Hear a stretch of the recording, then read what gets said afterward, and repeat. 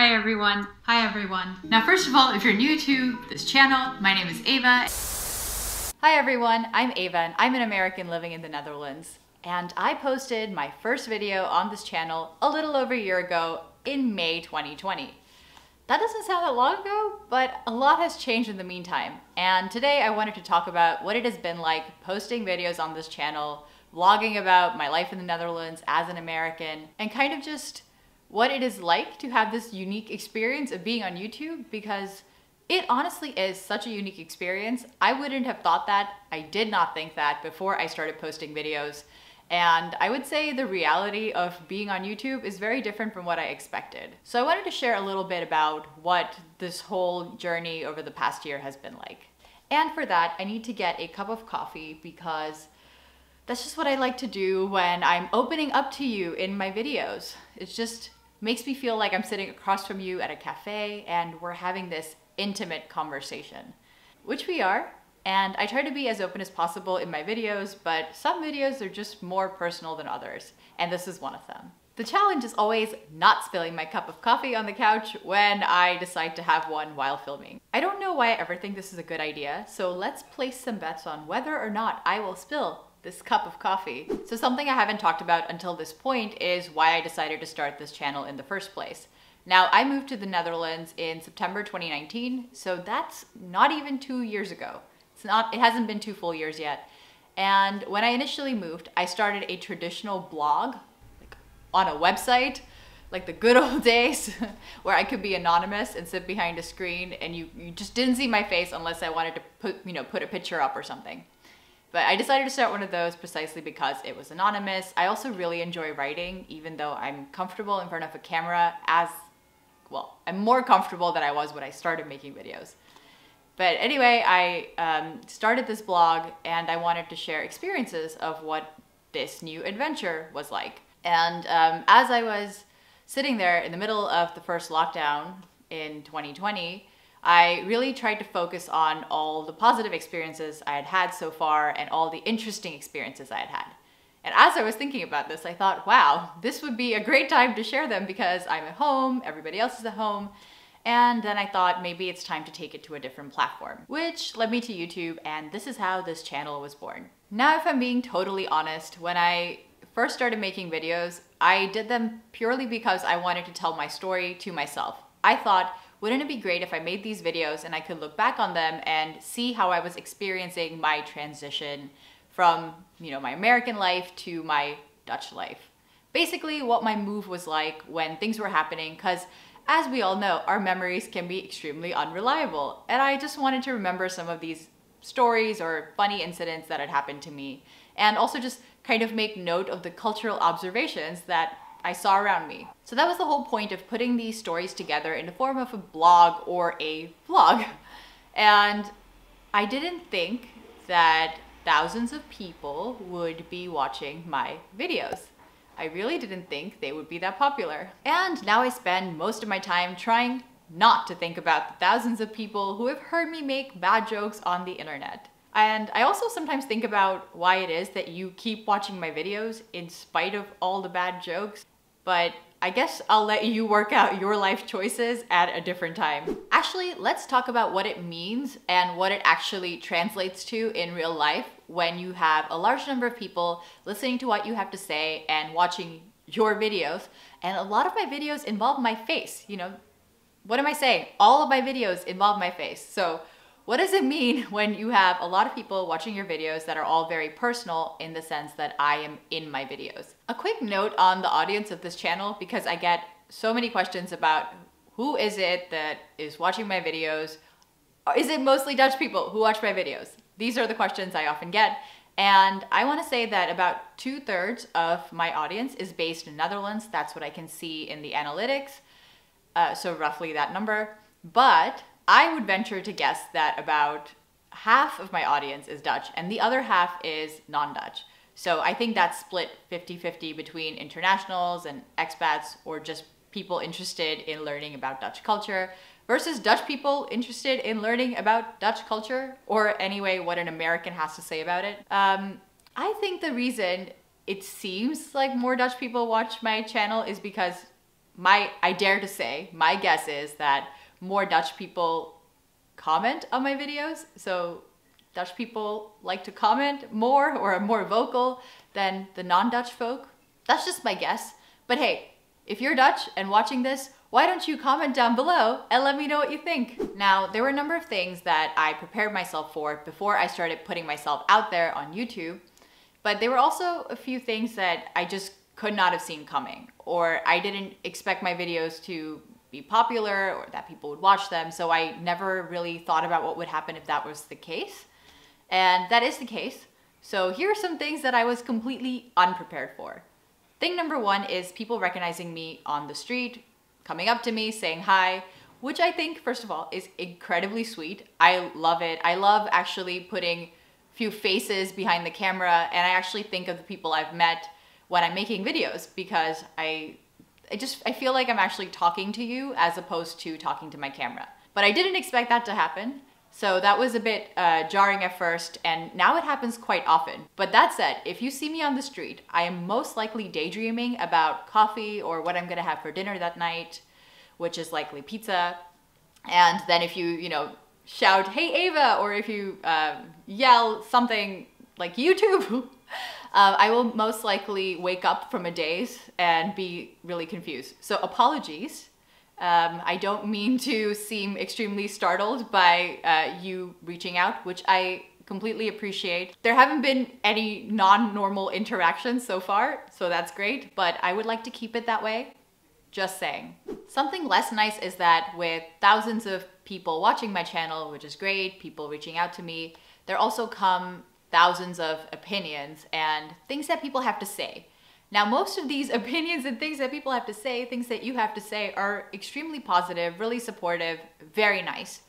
There are also a few not so nice things or really just random things, but I found my mood really changing with the comments. So if the comments are positive, I felt really good. If the comments were slightly negative, and then if there's that one negative comment, I'm in a bad mood or I'm less happy.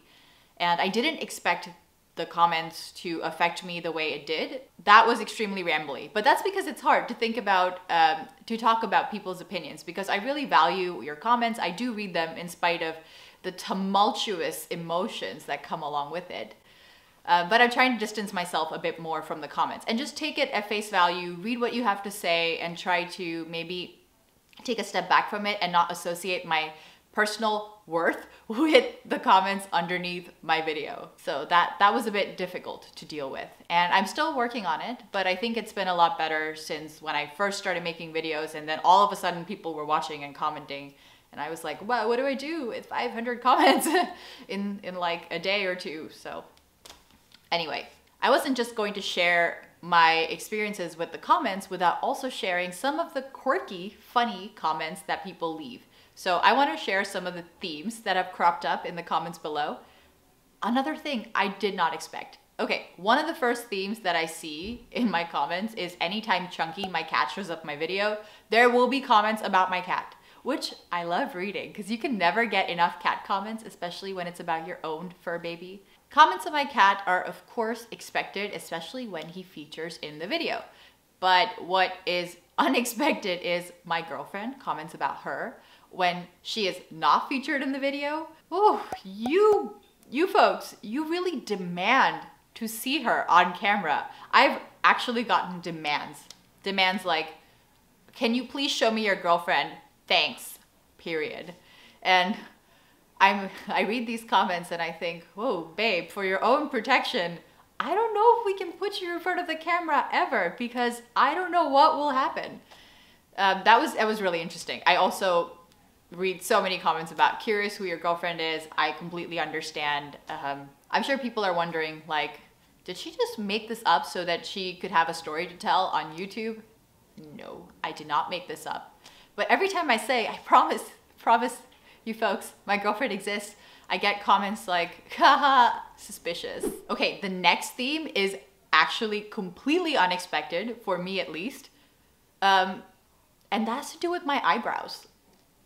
I never thought I would be talking about my eyebrows on the internet, but apparently that's something people love commenting on.